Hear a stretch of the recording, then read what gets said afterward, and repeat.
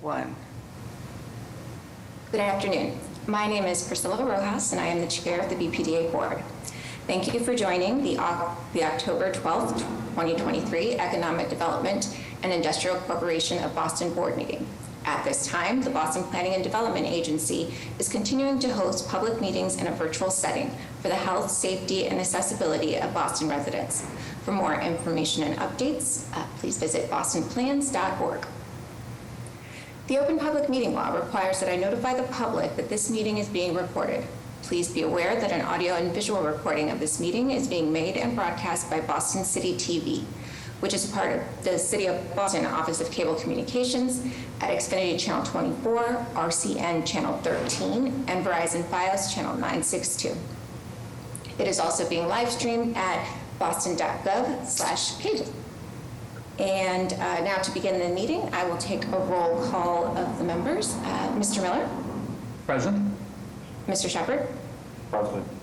And I, Priscilla Rojas, am present. Okay, let's start with item number 1. Request authorization for the approval of the minutes of the September 14th, 2023 board meeting. A motion is in order. So moved. Second. Okay, heard the second. Roll call for a vote. Mr. Miller? Aye. Mr. Shepherd? Aye. And the chair votes aye. Motion passes. Item number 2, request authorization to extend the tentative designation status of the Cronin Group LLC until April 30th, 2024, and to facilitate the long-term lease and redevelopment of EDIC-owned 24 Dry Dock Avenue within the Raymond L. Flynn Marine Park. Dennis. Thank you, Madam Chair. BPDA issued a request for proposals for the redevelopment of 24 Dry Dock in July of 2019. 24 Dry Dock is a vacant 30,000 square foot building located within the boundaries of the Boston Ship Repair leased premises.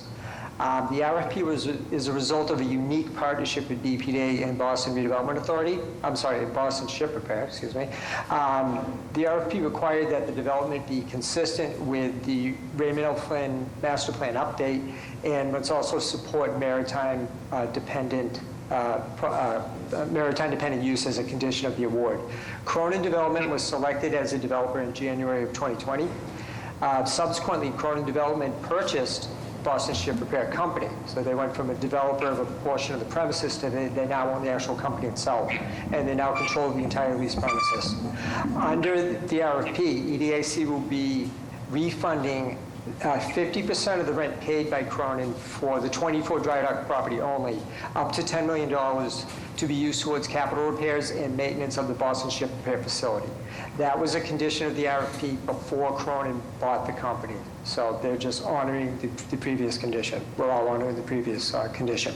As the owner of Boston Ship Repair, Cronin will put the $10 million into an escrow account up front for distribution upon signing of the lease. Cronin will be reimbursed over time via an appropriate rent reduction over the first 10 years of the lease. The designation has been extended. This will be the 5th time. The most recent in April of 2023, wherein the designation was extended through October 31st of this year. Cronin's proposal is to develop a 235,000 square foot building on 6 floors, consisting of maritime space, a cafe, and general industrial on the first floor, with life science development on the upper 5 floors. Since the last extension, BPDA has issued a scoping determination for the project. Early utility and demolition packages were approved by EDIC, allowing demolition to commence under the existing lease. They're gearing up for that now. Considerable progress is made towards negotiating the ground lease. I think we're very, very close to finishing that. And Cronin has been diligently working toward securing the required financing in this challenging capital market. Today, we're only requesting for an extension of the tentative designation only. We will not be requesting final designation until the final development plans are submitted and approved. The Article 80 process is completed. Chapter 91 determination from the Commonwealth of Massachusetts, which resulting in the updating of the Raymond L. Flynn Marine Park Master Plan, is completed, and the final lease is negotiated and ready for execution, and the building permits are ready for issuance. Both sides are spending considerable time and money moving through these challenges. We're requesting permission today to extend the tentative designation period through April 30th of 2024. While neither BPDA or Cronin can control the capital markets or DEP review, I'm personally cautiously optimistic that this will be the final extension request, and we will have an executed lease before April 2024 extension expiration. Obviously, if my prediction falls short, I will return in April next year with a status update.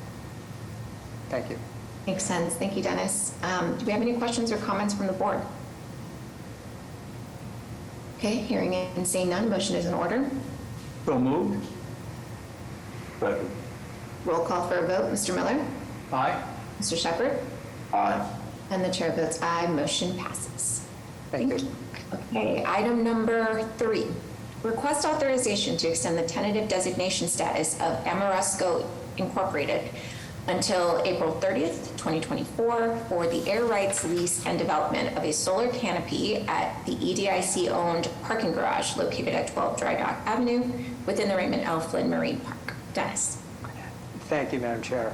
The subject property we're discussing here is the 1,700-car BPDA-owned parking garage in the Raymond L. Flynn Marine Park. BPDA issued an RFP for the development of a solar canopy on the roof of the garage in March of 2019. Amoresco's proposal was determined to be the most beneficial to BPDA and the City of Boston's goals toward carbon neutrality. Amoresco intends to install a solar canopy on the roof of the garage, effectively creating a roof, so we're not going to be losing any of the parking spaces. It'll be over where the parking spaces currently are. The dramatically oversimplified business model is that Amoresco would install the solar panel system on the garage roof at their expense.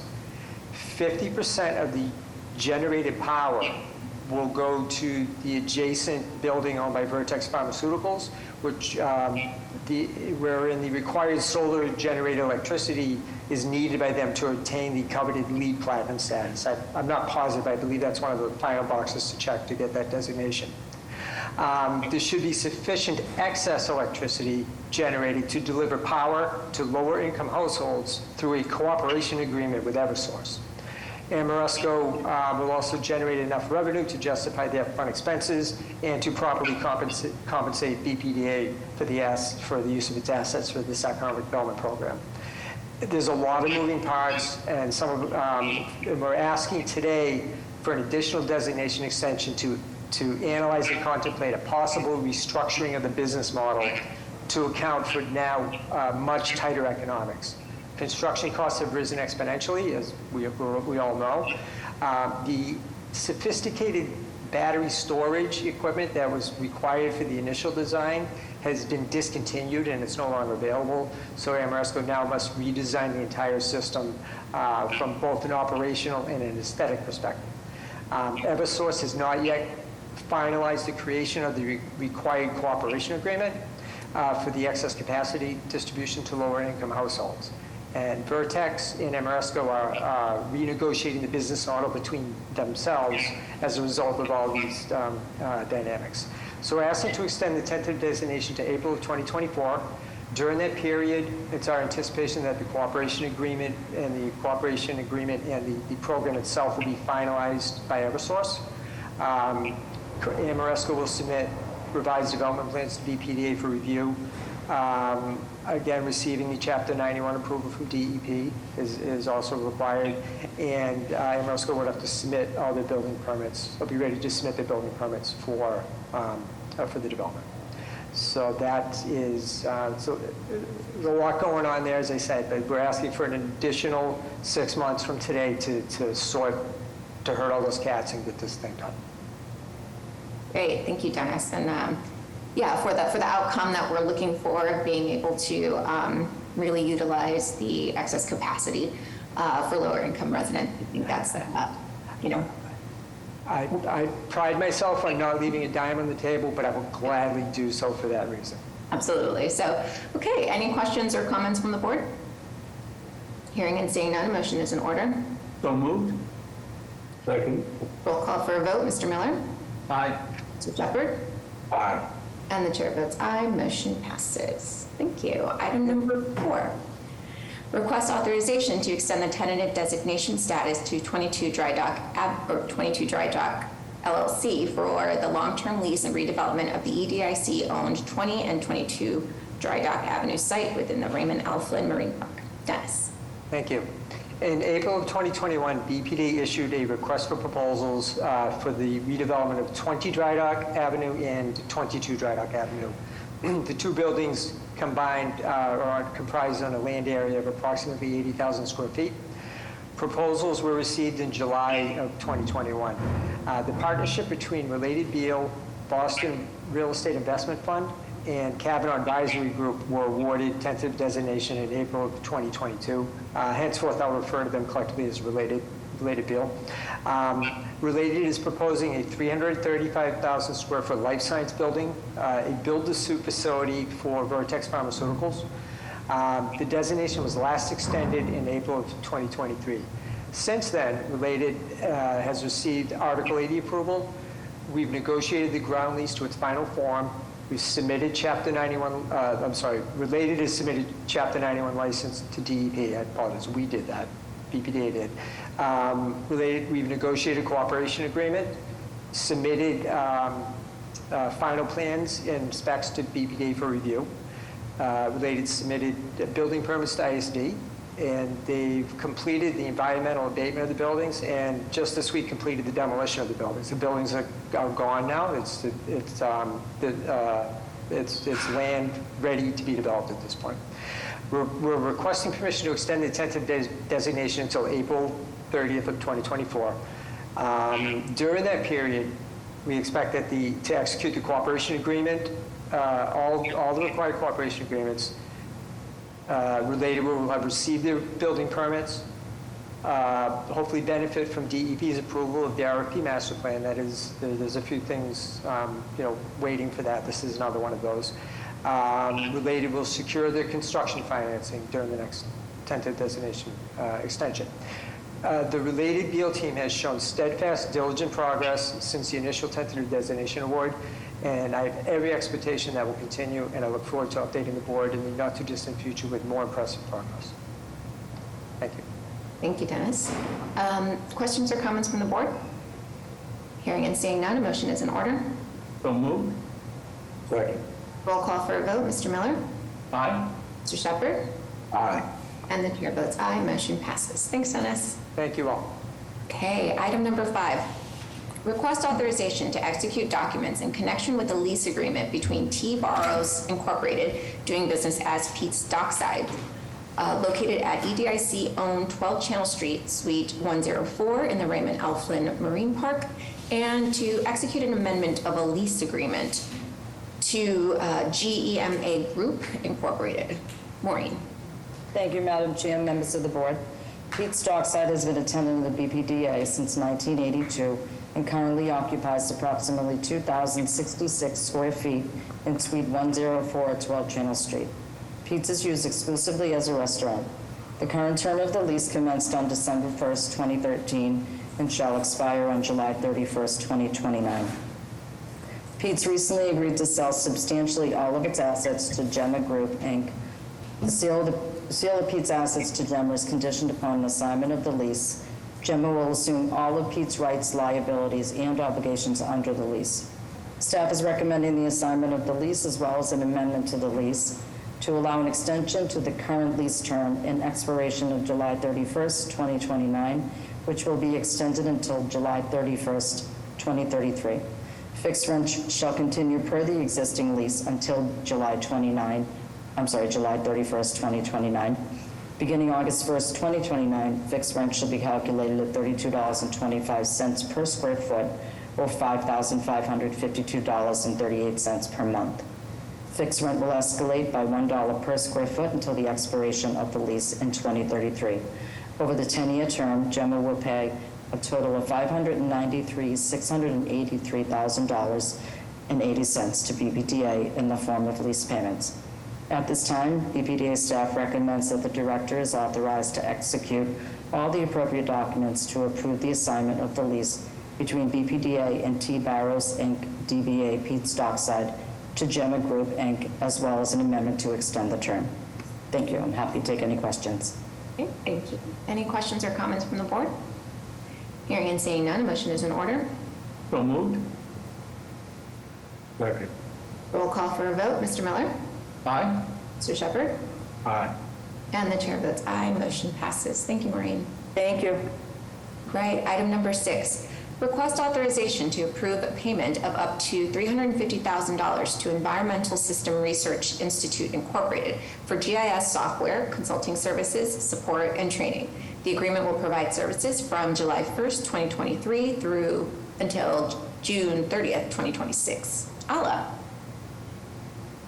Good afternoon, Madam Chair, members of the board, Director Jemison, and Secretary Polinas. My name is Ala Ziskin. I'm the Deputy Director of GIS in the IT department. I'm here today to request approval of the 3-year enterprise agreement with ESRI for continuation of GIS support, software, training, and consulting services, and for purchase of the ArcGIS Urban software. The enterprise agreement was first established in 2007 and includes all major city departments, as well as the BPDA, with the Department of Innovation and Technology serving as a contract holder. The new enterprise agreement provides GIS services from July 1st, 2023 until June 30th, 2026. Just a little bit about the enterprise agreement. The rapid growth in geographic information services driven by the departmental need is best met through an enterprise agreement. The agreement allows to substantially reduce administrative and software acquisition costs, streamline decision support and data sharing, and provide residents with accessible and visual information. Included in the agreement is an annual subscription to the Enterprise Advantage program. The program provides training, support, and consulting services to ensure the most effective deployment of GIS across the city and the community. In addition to the City of Boston's EA contribution, this purchase grants access to a 3-year term of ArcGIS Urban licenses and training. ArcGIS Urban is advanced 3D urban planning and design software that facilitates collaboration among planners and urban designers through a web-based 3D application designed for scenario planning and impact assessment. The BPDA team recommends authorizing the BPDA buy-in contribution to the City of Boston's 3-year enterprise agreement and purchase of the ArcGIS Urban software.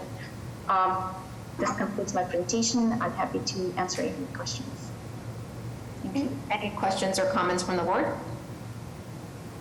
It's good to see us consolidating and executing these enterprise agreements to get efficiencies and hopefully some cost savings there as well. So really supportive of this effort. With that, a motion is in order. So moved.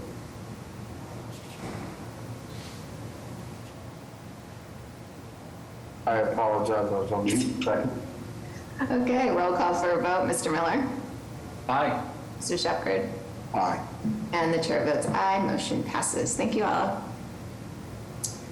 Okay, item number 7, request authorization to award a contract to Clow Harbor and Associates LLP for physical security infrastructure planning for 5 properties owned by the EDIC, by Economic Development and Industrial Corporation of Boston, doing business as Boston Planning and Development Agency, and in an amount not to exceed $100,000. Laura. Thank you, Madam Chair and members of the board, for the opportunity to speak with you today. To provide some context for this project, in 2022, this board authorized a building security project specifically at 12 Channel Street in the Raymond L. Flynn Marine Park, for which the designs are close to completion. Subsequently, in April of this year, the board authorized the public advertisement of a request for qualifications for the 2nd phase of our security work. This will also include consolidation with DoIT and other city agencies and cost savings. The scope of the contract will include assessment, drawings, bid assistance, and construction administration for video, access controls, and alarm systems at multiple locations. Those locations include open space, marine infrastructure, and parking assets within the marine park, along with several BRA locations that I'll present in a separate vote later today. 4 responses from designers were received by the deadline of July 21st, all of which met the minimum qualifications, and 2 of which were from certified minority-owned business enterprises. The responses were evaluated per the BPDA's designer selection policy, and CHA was the top-ranked designer based on their clear documentation of their qualifications, their technical understanding, financial stability, public bidding experience, and relevant project experience. The selection committee negotiated a satisfactory fee, which will not exceed $100,000, and the contract duration will coincide with the completion of the subsequent construction work. Thank you for your consideration, and I'm happy to answer any questions at this time. Okay, thank you, Laura. Any questions or comments from the board? Hearing and seeing none, a motion is in order. So moved. Second. Roll call for a vote. Mr. Miller? Aye. Mr. Shepherd? Aye. And the chair votes aye. Motion passes. Thanks, Laura. Okay, item number 8, we have Mike, personnel. Thank you, Madam Chair, members of the board, Madam Secretary, and Director Jemison. We have a number of items for your consideration on the EDIC agenda with the exact details included in your board memos. We have 3 appointments. In the IT department, Nicholas Zanaboni, Web Content Specialist. In the Finance Department, Gisela Soriano, Senior Manager for Small Business and Corporate Finance. In the Diversity, Equity, and Inclusion Department, Jevan Sandhu, Program Manager, DEI Programs and Strategy. We have 1 intern co-op hire. In the Research Department, Elizabeth Beckett, Northeastern Co-op.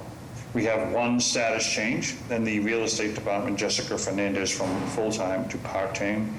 In the Planning Department, we have Caitlin Coppinger from interim housing manager to deputy director of comprehensive planning. We have 4 out-of-state travel requests, and we have 3 departures. In the Finance Department, Caleb Plummer, contract administrator, Esther Yoon, lease contract administration specialist, and in the director's office, Margaret Cherry, housing compliance manager. Thank you, and that's all. Okay, thank you. Questions or comments from the board? Hearing none, a motion is in order. So moved. Second. Roll call for a vote. Mr. Miller? Aye. Mr. Shepherd? Aye. And the chair votes aye. Motion passes. Thank you, and congratulations to all of the newcomers and appointees and interns, and as well, thank you, Caleb, Esther, and Margaret for your contributions. Yay. So, with that, I need a motion to adjourn this meeting. So moved. Second. Roll call for a vote. Mr. Miller? Aye. Mr. Shepherd? Aye. And the chair votes aye. Motion passes. Thank you. Okay. Let's shuffle the agenda here. Okay, we'll now start the BPDA portion of this meeting. Thank you for joining the October 12th, 2023 Boston Redevelopment Authority Board meeting. At this time, the Boston Planning and Development Agency is continuing to host public meetings in a virtual setting for the health, safety, and accessibility of Boston residents. For more information and updates, visit bostonplans.org. The Open Public Meeting Law requires that I notify the public that this meeting is being recorded. Please be aware that an audio and visual recording of this meeting is being made and broadcast by Boston City TV, which is part of the City of Boston Office of Cable Communications at Xfinity Channel 24, RCN Channel 13, and Verizon Fios Channel 962. It is also being live streamed at boston.gov/cable. So we'll now take roll call to begin the meeting. Mr. Miller. Present. Mr. Shepherd. Present. Priscilla Rojas, am present. Okay, let's do the first agenda item. All right, request authorization for the approval of the minutes of the September 14th, 2023 board meeting. A motion is in order. So moved. Second. Roll call for a vote. Mr. Miller? Aye. Mr. Shepherd? Aye. And the chair votes aye. Motion passes. Item number 2, request authorization for the approval of the minutes of the September 28th, 2023 board meeting. A motion is in order. So moved. Second. Roll call for a vote. Mr. Miller? Aye. Mr. Shepherd? Aye. And the chair votes aye. Motion passes. As is customary, we do have a few elected officials that would like to offer some testimony on agenda items. So, Secretary Polhemus, do we have Mr. Lynch? Congressman, you can unmute yourself.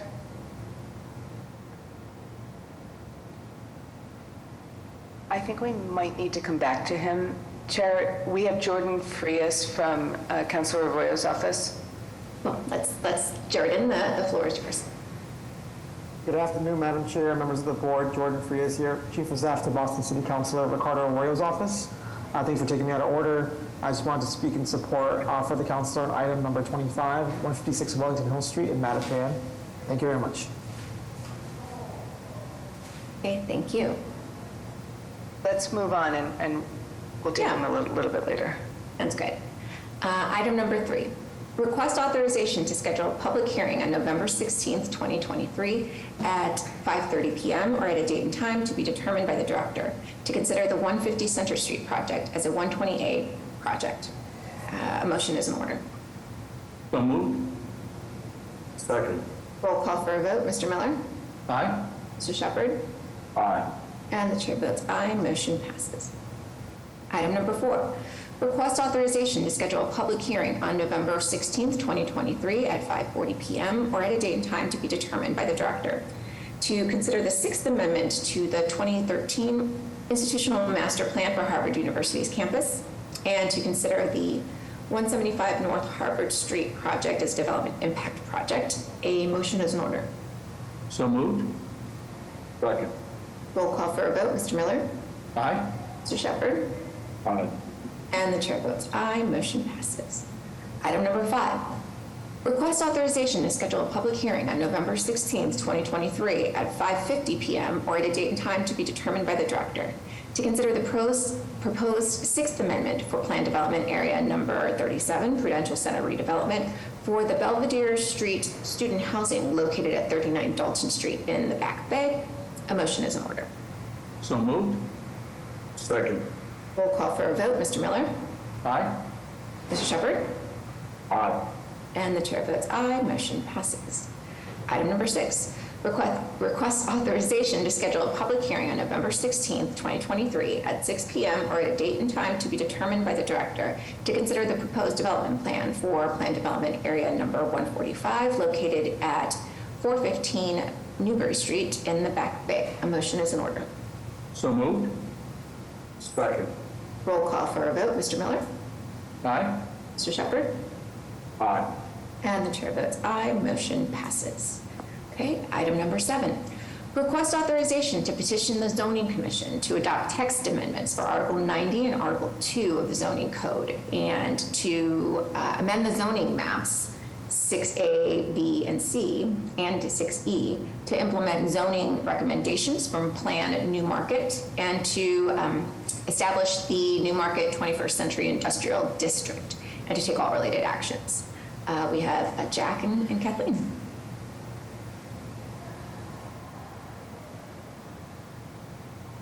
Good afternoon, Chair Rojas, members of the board, Chief Jemison, and Secretary Paulinas. My name is Jack Halverson, and I'm a planner with the Zoning Reform Team, and I'm here to present on the zoning implementation resulting from Plan New Market, which was adopted by this board on August 17th of this year.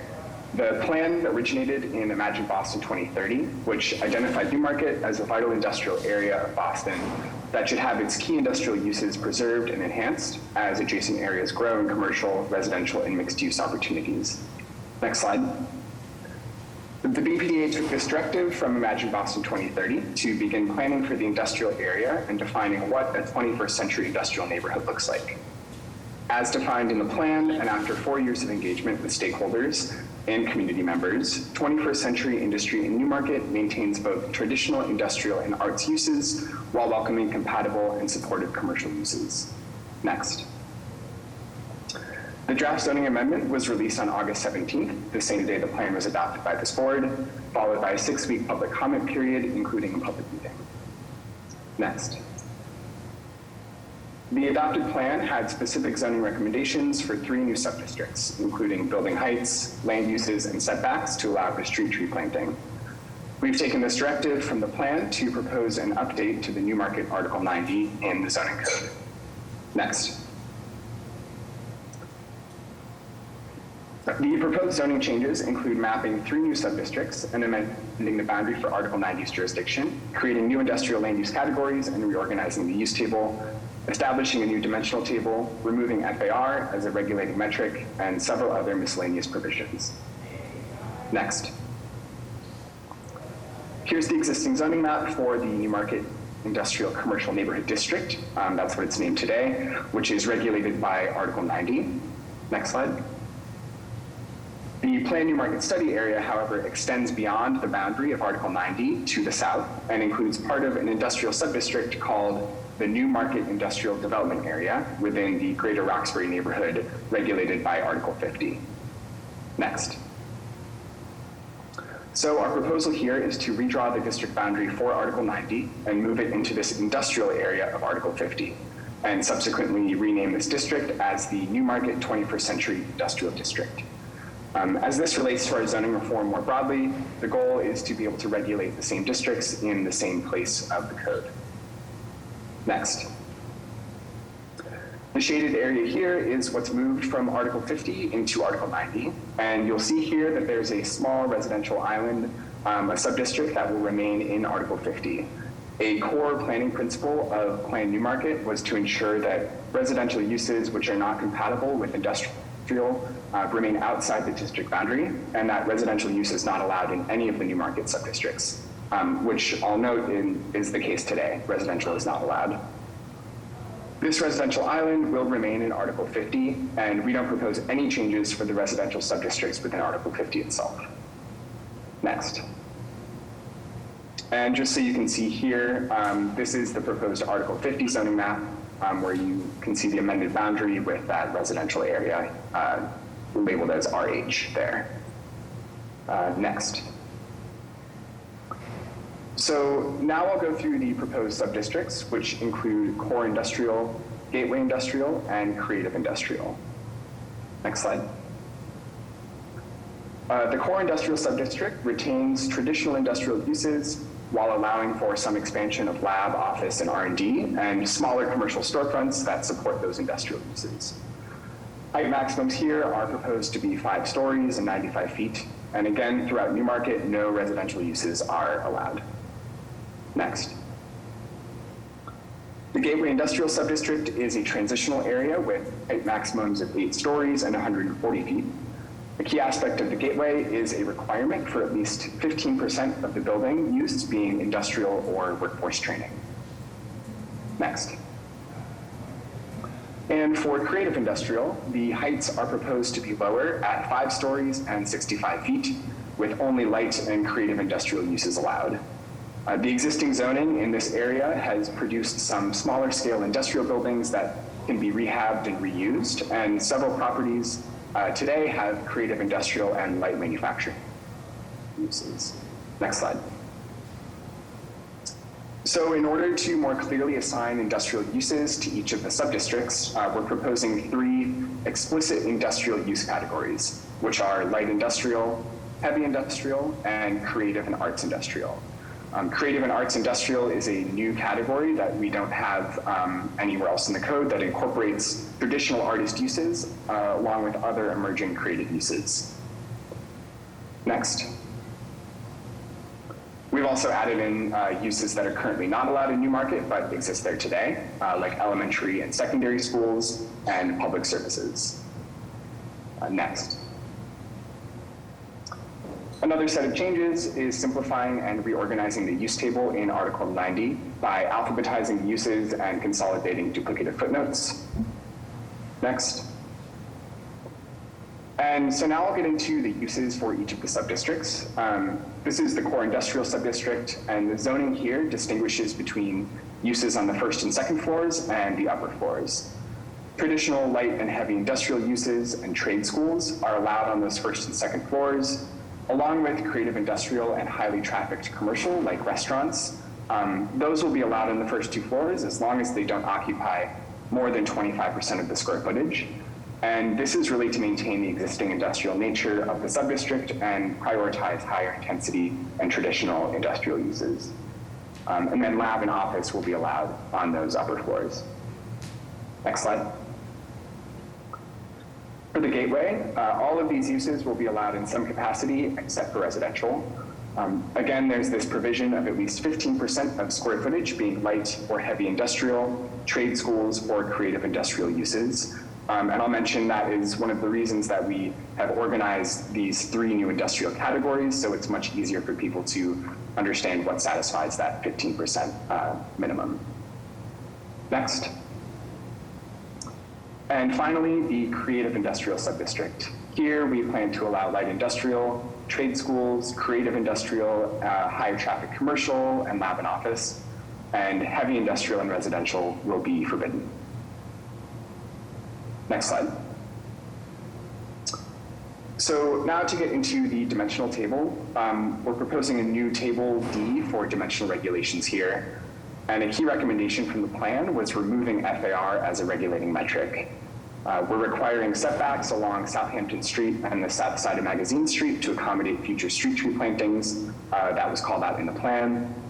And for the creative industrial subdistrict, we've included a maximum building lot coverage requirement, which provides an opportunity for smaller scale development that matches the built form more appropriately there, what's existing today. Next slide. Minimum ground floor ceiling height is a new provision for the core and the gateway subdistricts where we really want to encourage and maintain industrial uses on the ground floor. So for both the core and the gateway, we're requiring a minimum of 21 feet for the ground floor. We're proposing an amendment to the existing definition of ground floor ceiling height in Article 2 to include the key phrase of predominant ground floor elevation. And this is because industrial ground floors may have significant loading docks or other multi-level ground floor interiors that you need to measure from. Next slide. Another change is to align our zoning with the current BTD parking maximum guidance. We've updated the parking minimums here to reflect those BTD regulations. Next. And finally, performance standards are a unique set of regulations for industrial areas. These regulate emissions and contamination from different industrial uses. Performance standards also live as a definition in Article 2 of the zoning code. So our new performance standards section here simply references that definition, which is consistent with other articles throughout the zoning code, and again, sort of advances this goal of simplifying and streamlining the code. Next slide. So before I close, I wanted to just mention a couple of written comments that we received through the public process. Some adjacent owners who have property just outside of the study area have expressed wanting to allow residential use in Newmarket. However, from the outset of the planning process, residential use was determined to be incompatible with the industrial nature of the area, and allowing residential would be contradictory to the land use goals identified throughout the planning process. The Friends of Melnea Cass also asked for provisions to encourage street tree plantings and landscaping. And as I mentioned previously, we're requiring setbacks along Southampton Street and Magazine Street for street tree plantings. And the plan includes urban design guidelines as well for street trees and landscaping. And I also just wanted to note that the input from the Newmarket Business Improvement District has been instrumental throughout both the planning and zoning processes, and to thank them for connecting us with their stakeholders in the area. That's it. So thank you for your time this afternoon, and I'd be happy to answer any questions you might have. Okay, thank you. Do you have any questions or comments from the board? Yeah, Jack, I have one. The small residential area, will that be now in the center of this industrial commercial area? It will be. That is the existing condition today. It's a series of 2 blocks of row house typology. Okay. So the area that will be rezoned that goes more into the Roxbury neighborhood, was that previously allowed for residential use?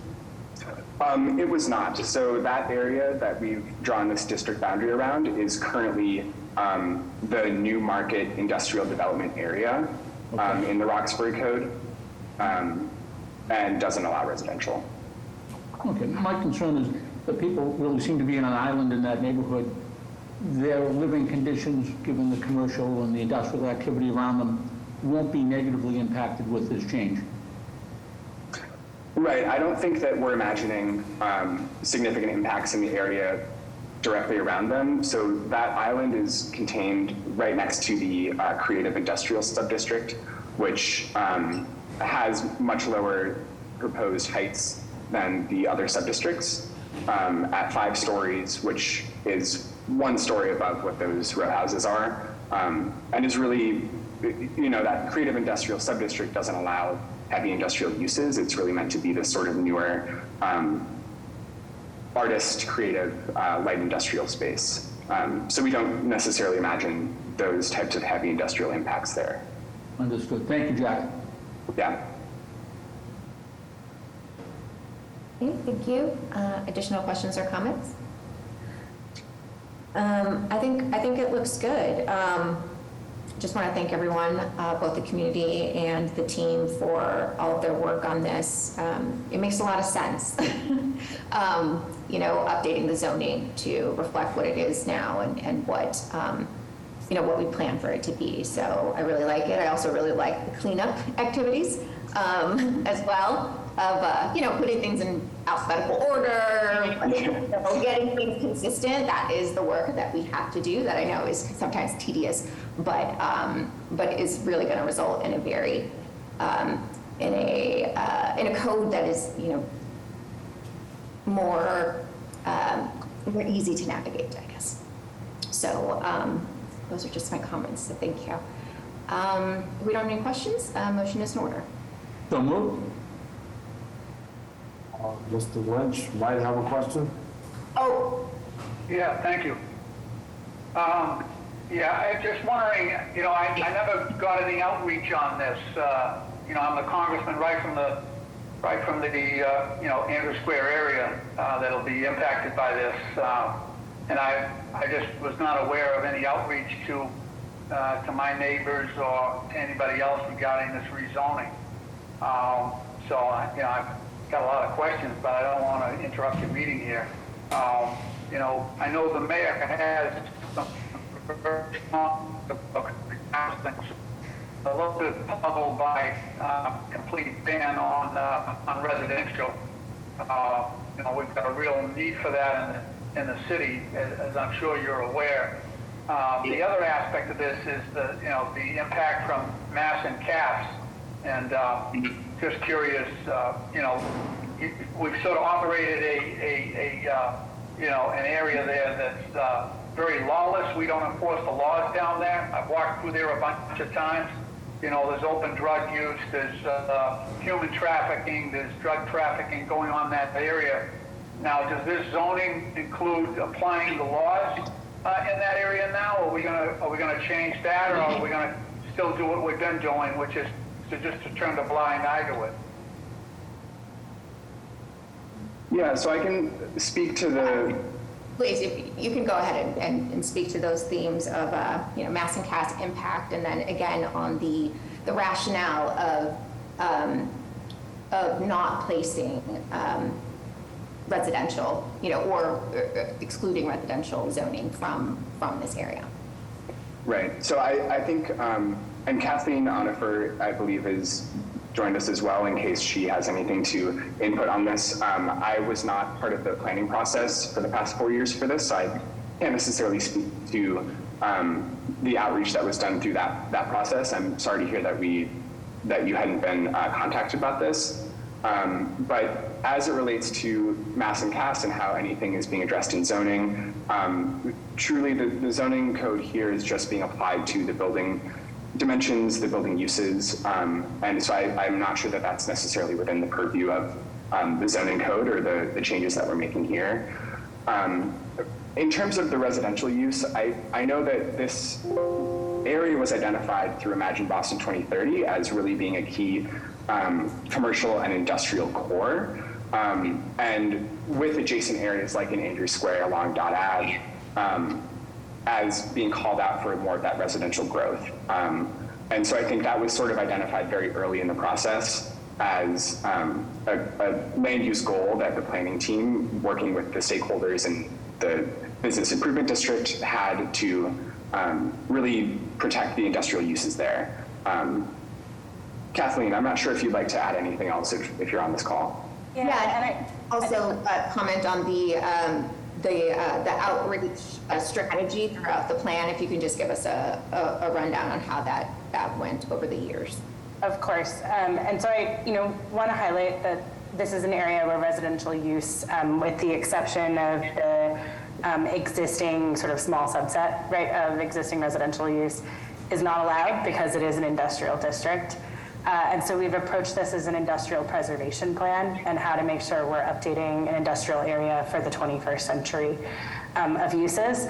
And that planning process began before the pandemic, but also stretched across the pandemic, which became another real evidence for us of just the sort of essential services for our city that are provided here in industrial uses and in distribution here in the city. And so that really is the core land use driving goal here, is that this is one of those places that it really provides significant essential services in industry for the whole city, and helps enable us to be able to grow housing and other uses throughout other areas of the city.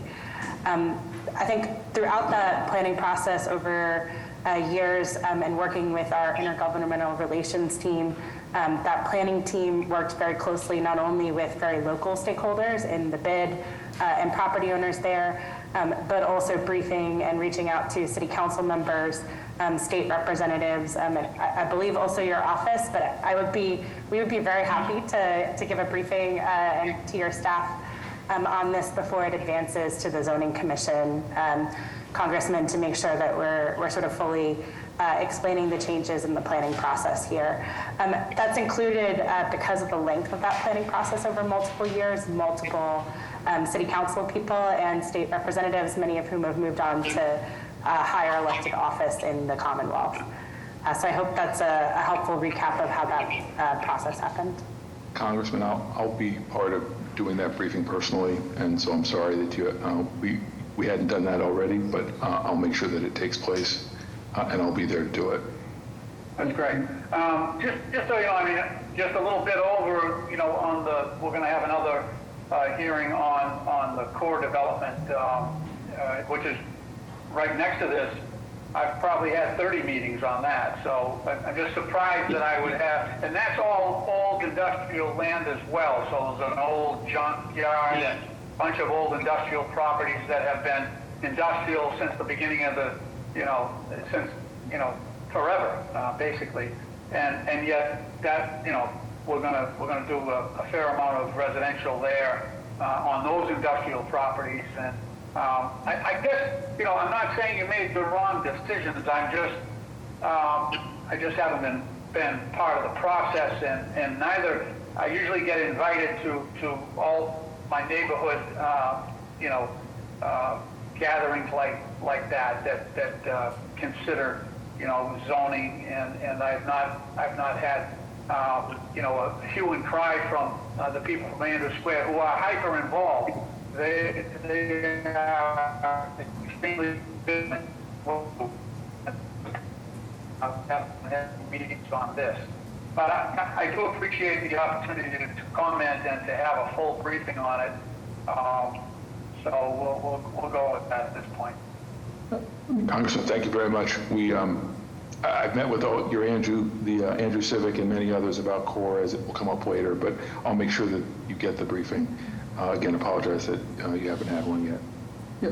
May I suggest, there were some unanswered issues here, and I think some things that really need to be worked out, is that we table this item for a future meeting, and instead of rushing to get it done, I'd be much more comfortable in being complete, making sure we've done all the outreach that we should. So my suggestion would be to table this item for a future meeting. That would be a second. That's a motion. Just want to double check. Would that impact any particular dates, or would there be any risks to pushing this off, or would be the risks? I just want to make sure that we know if there's going to be. I think, in working very closely with community partners on the ground, we had made sure to share with them both this board meeting date and future zoning commission date as an understanding of process. And I know because this is an area with many businesses, the Business Improvement District has sort of looked to start scheduling how to use the zoning if you're a business, how to understand what it means, what that means for your business in this area in the near future. And we would just look to make sure we communicate to them that we would be pushing that timeline back. I think we can do that. Okay. How many acres is it? How many acres? Any idea how many acres this whole site is, what you're rezoning? I apologize, I don't have that number off the top of my head. Yeah, I mean, I think this is definitely, I think we're getting to some consensus here that, perhaps we should go ahead and Mr. Miller, you've already made a motion. To defer a vote on this, zoning proposal to allow for additional discussions with elected officials and some confirmations with different associations. So with that, I'm just going to call the vote again, just because it's a little. So I have a motion to table this item to a future date and time to be determined by the director.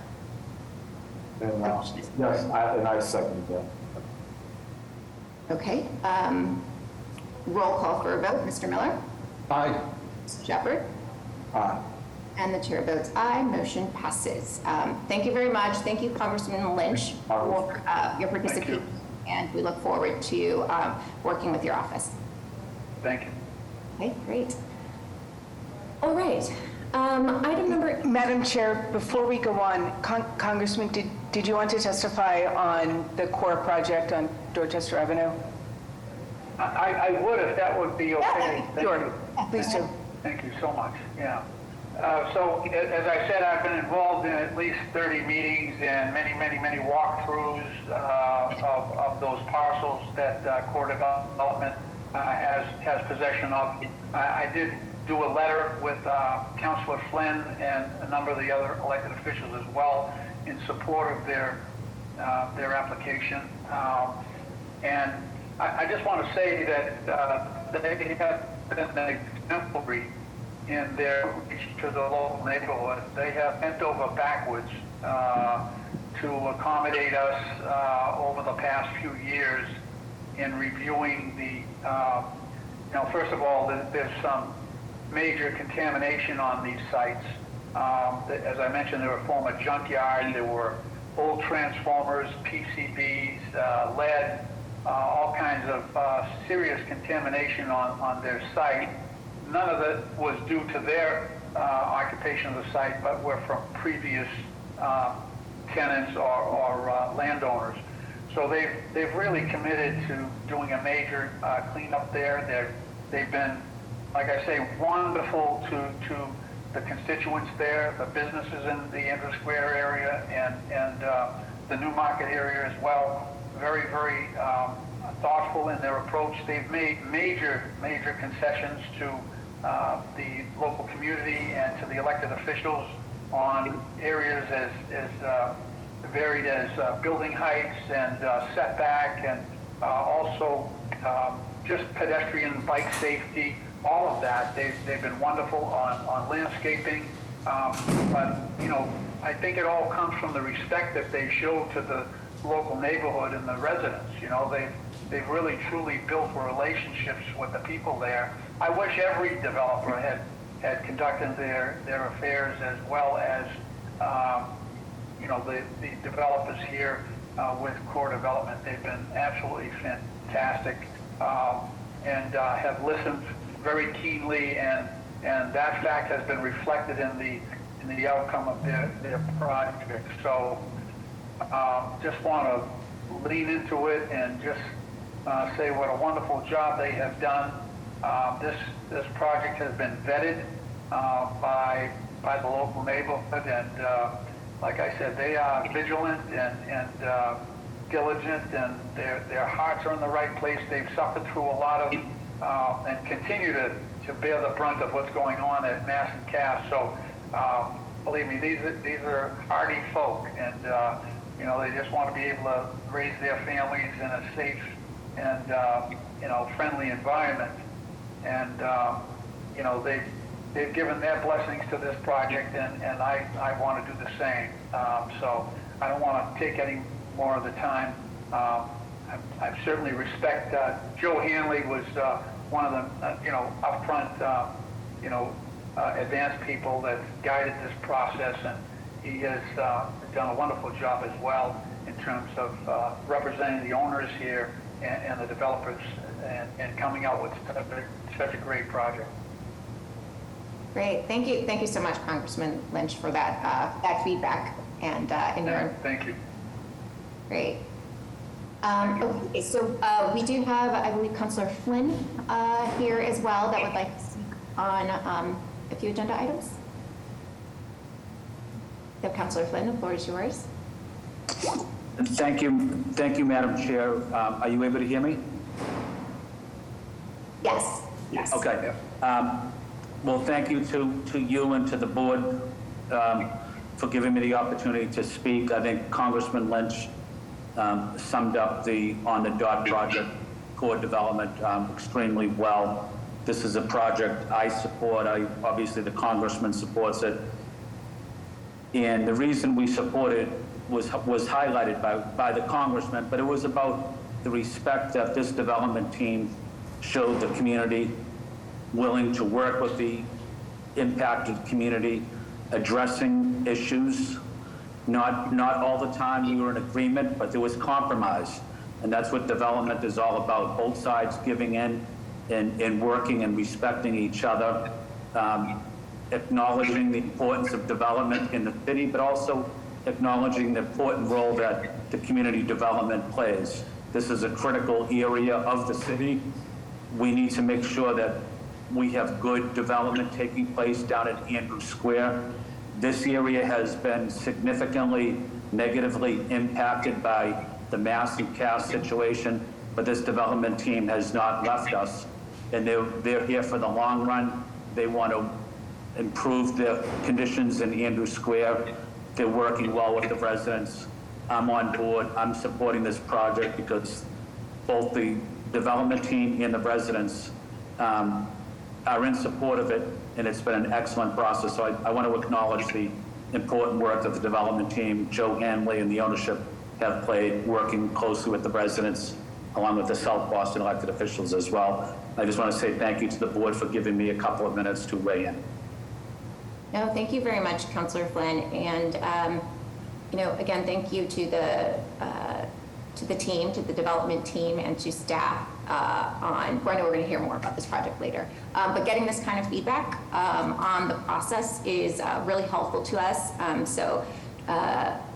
Director Jemison and team, I think it would be great for us to do like a retrospective lessons learned kind of thing for on this project, maybe, to be able to pull out some best practices and include that as an input into our Article 80 reform efforts, particularly with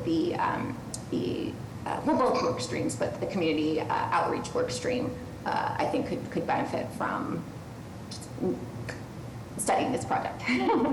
Okay. All right. Great. So let me just come back to the agenda. So we're going to go to item number 8. Right? Yeah. Report on Zoning Board of Appeal recommendations between July 20th, 2023 and September 26th, 2023. Yeah. Who do we have? Maya?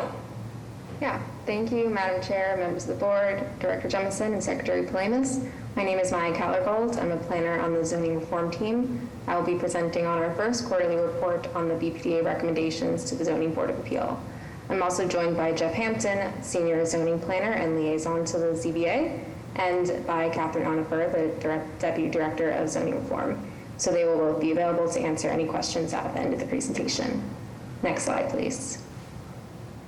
For some initial context, the Zoning Board of Appeal, or ZBA, is a quasi-judicial body of 7 members who are appointed by the mayor, who hears requests for conditional use permits, variances, and similar zoning relief.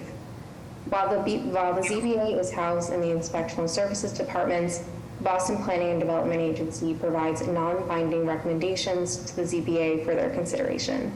Next slide, please. Each BPDA recommendation is provided to the ZBA in a letter.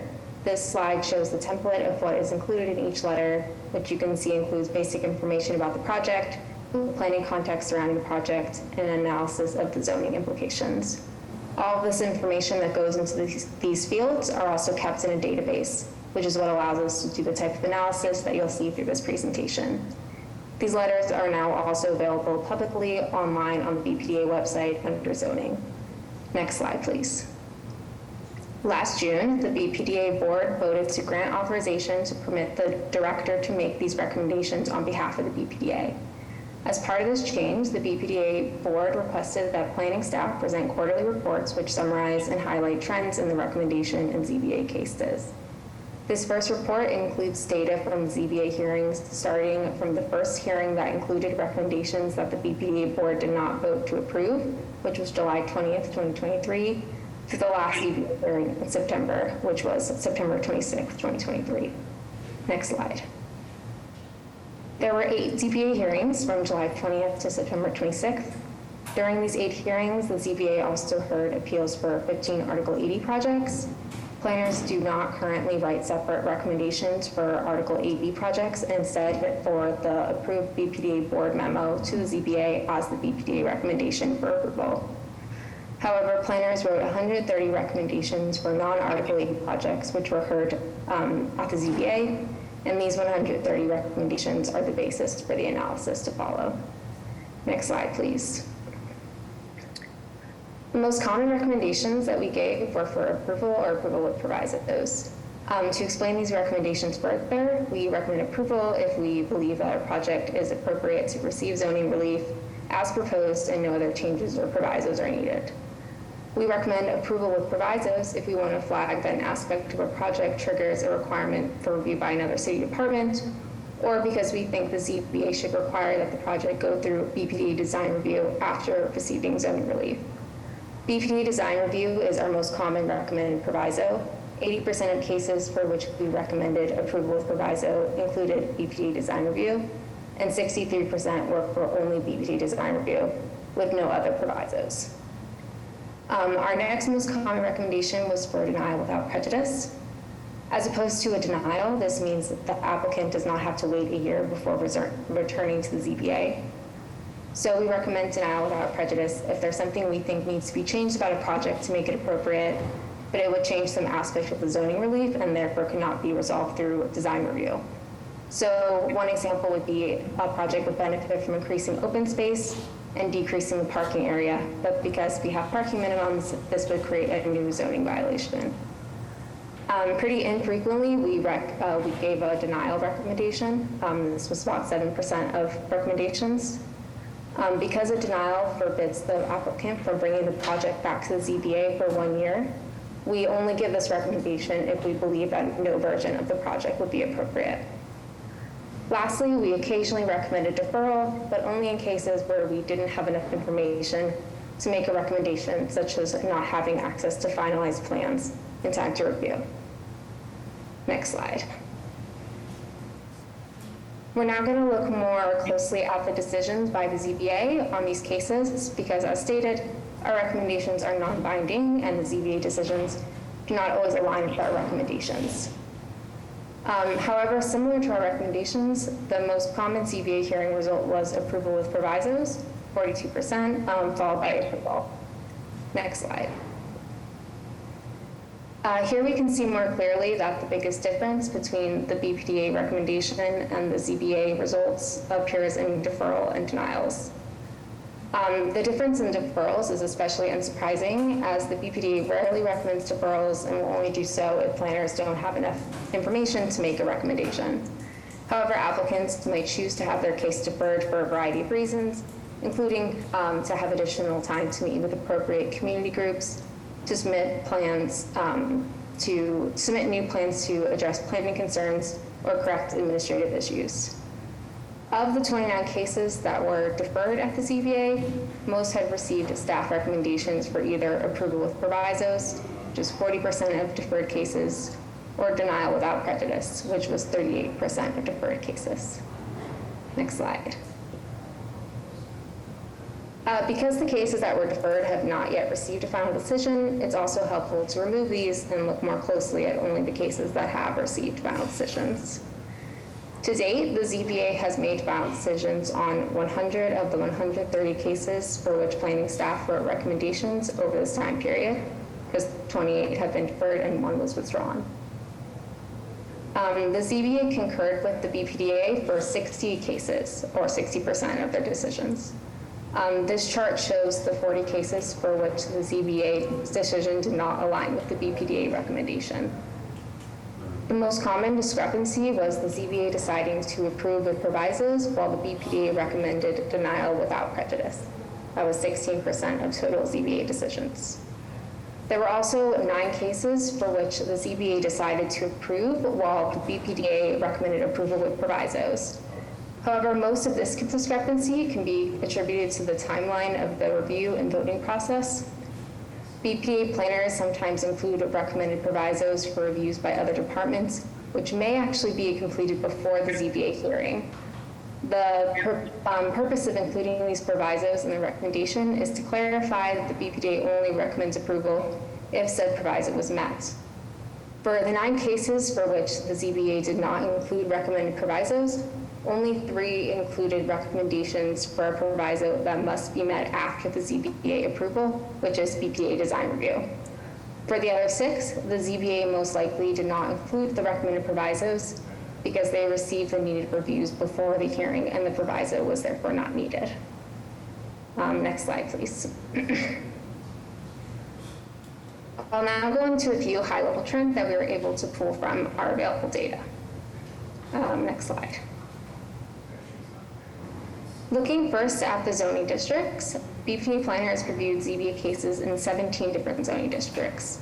The district that saw the most cases was the South Boston neighborhood with 13% of projects, followed by the Dorchester neighborhood with 11%, and then the East Boston and Alston Brighton neighborhoods, each with 10%. Next slide, please. Now looking at subdistrict types, 83% of projects occurred in residential subdistricts, with 3F, MFR, 2F, and 1F representing the top 4 most common subdistricts. Next slide, please. Lastly, looking at zoning violations, which sent these projects to the ZBA, the 130 ZBA cases that planners reviewed received a total of 550 zoning violation citations. The top 5 most common violations were FAR, rear yard, use regulations, side yard, and height, which together represented 50% of total citations. Next slide, please. I'm now going to wrap up with some future goals and next steps. Next slide. Through creating this report, we have identified some opportunities for improving our data collection, and in future reports, we'll be able to provide more detailed analysis of violations, as well as some analysis of cases for which zoning reform would be more appropriate than a variance. We also aim to increase our concurrence between our recommendations and the ZBA decisions by writing more strong recommendations. Lastly, in the long term, we hope to see a reduced number of projects coming before the ZBA as we reform the code to better reflect current build conditions in Boston and allow more projects to be built as of right. That concludes my presentation. Thank you for listening. And now Kathleen, Jeff, and I are happy to answer any questions. Okay, thank you, Maya. Great presentation. Questions or comments from the board? Thank you, Maya. Yeah, so this item was just an update, so we don't have to take a vote on this item. Yeah, I just think this was really useful. I really enjoyed reviewing this this memo and presentation, and just really appreciate the data-driven approach and the analysis that went into this to really get down to the the individual case level of understanding or performing that reconciliation and trying to understand some themes and learnings from that. So, and I think it's just interesting on how BPDA and the zoning processes all work together and are check and balance and have input from a lot of different people. So, Madam Chair, I don't know what the ZBA is thinking on when they were against a few things, and I kid being on the ZBA. right. Yes. Yeah, no, yeah. So yeah, it is. I think this was just a really great report, really great update. I, encourage us to continue to do this, and I really do believe in that kind of long-term vision of really having projects align more with the actual zoning. And bringing down the need for those variances. So I think we're well on our way to that. So again, thank you. No questions. I think we're just pleased. Okay. Item number 9. Request authorization to award tentative designation status to the Planning Office for Urban Affairs and Roxbury Stonehouse to facilitate the redevelopment and sale of Boston Redevelopment Authority-owned 7 through 9 Westminster Terrace, also known as parcels L49 and L50, in the Washington Park Urban Renewal Area, project number Mass R-24 in Roxbury. Jonathan. Thank you, Madam Chair, Director Jemison, Madam Secretary, and members of the board. 7 through 9 Westminster Terrace is 5,761 square feet of vacant land made up of 2 parcels in the Roxbury neighborhood. The property abuts apartment buildings to the north and south, the Elizabeth Stone House to the west, and a parking lot to the south. The BPDA started this disposition process in 2021 and held 2 community meetings on March 22nd, 2022 and July 20th, 2022. These community meetings led to the development of an RFP that focused on the following themes: affordable and/or temporary supportive housing development that fits within the housing and building designs for the neighborhood, the preservation of mature trees on the land, and the provision of off-street parking to limit the loss of on-street parking. The RFP was presented and approved by the BPDA board in August of 2022. We released the RFP in February of 2023. The BPA staff received 1 proposal at the April 2023 deadline from the Planning Office for Urban Affairs in the Roxbury Stonehouse. The Planning Office of Urban Affairs is a nonprofit housing developer affiliated with the Archdiocese of Boston, and the Roxbury Stonehouse is a nonprofit organization that cares for and protects parents and children survivors of domestic abuse and helps them rebuild safe, secure, and independent lives. The proposal is for the development of a 8,890 gross square foot residential structure, which will consist of 6 new units for emergency shelter, of which 1 unit will be a 3-bedroom apartment, 4 will be 2-bedroom apartments, and 1 will be a 1-bedroom apartment. The proponents presented their proposal to the community on July 19th, 2023, and received complete support from the community members that attended. The Roxbury Stonehouse and the architect for the project, the architectural team, are here today to present their proposal to you in more detail. I now give the floor to Nancy Hess with the Roxbury Stonehouse and Gary Kane with the architectural team. Nancy and Gary, the floor is yours. Hello, my name is Nancy Owens Hess, and I am the CEO of Roxbury Stonehouse. The organization, if you haven't heard about it before, has a 50-year history working in Roxbury and nearby communities, working with survivors of domestic violence in all manner of programs.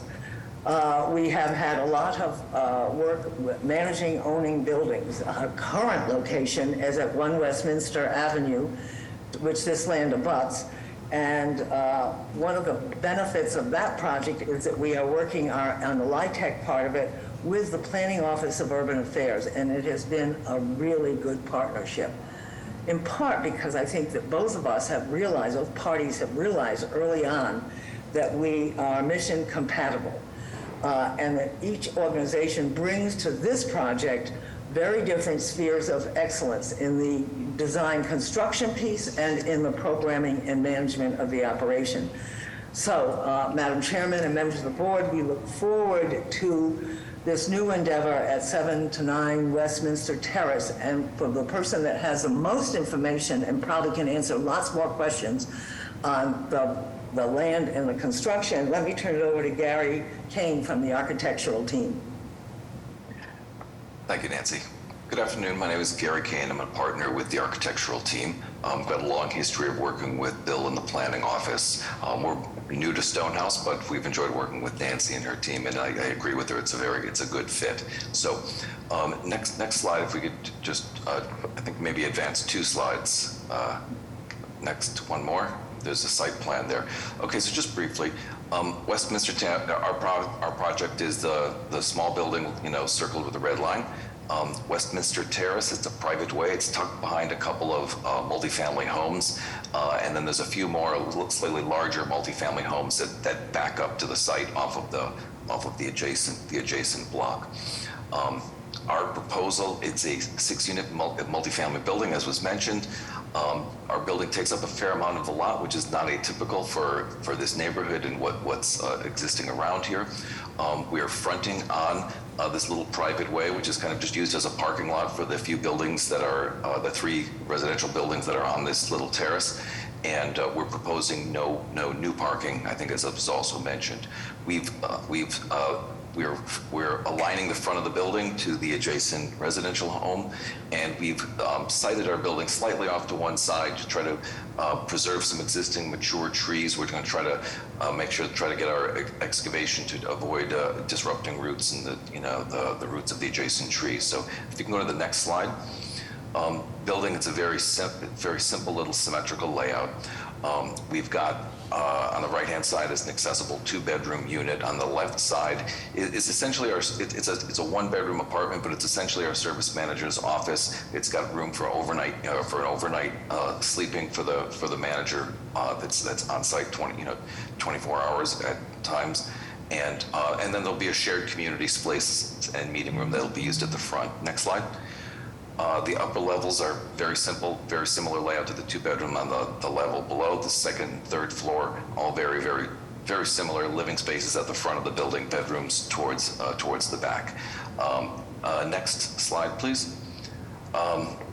The building, I may have skipped one, but the building is 3 stories, wood frame building, traditional residential detailing. There you go, this is fine. Traditional residential detailing will be built with fiber cement, siding and paneling, new energy efficient windows. It's going to have a very robust exterior envelope, working with the new energy code. All of the systems in the building will be very energy efficient, and I think that's basically about it. I think I'll turn it back over. I think Nancy was just going to say just a couple of closing words. I'll be happy to take questions after. All I wanted to say is that I feel that this project will, what you probably could see in the first slide is that this property abuts our current building. So we will be able to share with a walkway that we will build services that are currently being provided. And it also provides for us what we call our forever home for shelter for people that are fleeing domestic violence. And I should mention that the other issue is that we are required by the funding that we receive from the Department of Public Health to have it staffed 24/7. And that I think, makes us also an extraordinarily good neighbor. So thank you for your consideration, and we look forward to moving forward. Thank you. Any questions or comments from the board? I would just like to say thank you for all the work you do and you have done and will continue to do in providing services to all members of our communities. It's very important, and we appreciate it. So with that, if there are no questions, a motion is in order. So moved. Second.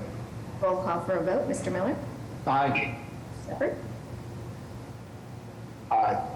And the chair votes aye, motion passes. Congratulations. Good luck with everything. Thank you. Thank you very much, all. Bye-bye. Okay, item number 10. Request authorization to award final designation status to the Frederick Douglass Peace Park Stewardship Committee and the Boston Food Forest Coalition Incorporated regarding the development of parcels X-26B and X-26C2 in the South End urban renewal area known as Frederick Douglass Peace Garden. Jonathan. Thank you all again. The Frederick Douglass Peace Garden consists of approximately 8,498 square feet of vacant land located in the South End urban renewal area of Roxbury. The parcel started its disposition in 2019, but was placed on hold due to the COVID-19 pandemic. In July of 2021, the BPDA staff reopened the conversation with the community stakeholders and decided that an RFP for a community garden would be the best use for the parcel. An RFP was released in October of 2021, and responses were due in January of 2022. The BPDA received one proposal from a partnership between the Frederick Douglass Peace Park Stewardship Committee and the Boston Food Forest Coalition. After BPDA staff evaluated and the community reviewed the submitted proposal, the proponents were tentatively designated for redevelopment of the site at the April 14, 2022 board meeting. The proponent proposes to create open space for community use, which includes the following. Next slide, please. An entrance and community space used for performances, community meetings, and farmer markets. An open lawn used for recreation, picnics, and seating for performances. A peace and healing space at a location with planters and a open top pergola to provide a common location for reconnection with nature, and a rose garden planted with species that will meet the themes throughout the year and provide color to the park. Next slide, please. This slide shows some of the planting themes that will be provided on this site. Since the tentative designation of the premises was approved on April 14, 2022, the development team has completed all tasks in order to be awarded final designation. Those tasks included obtaining a BRA approval of the final design plan, obtaining the BRA approval of operations, maintenance, and security plan. They have acquired $10,000 from the United Neighbors of Lower Roxbury, $7,500 from the George D. Henderson Foundation, and $10,114 from the City of Boston's Grow Boston program, thus providing evidence of the necessary financing for the construction and operation costs for this project.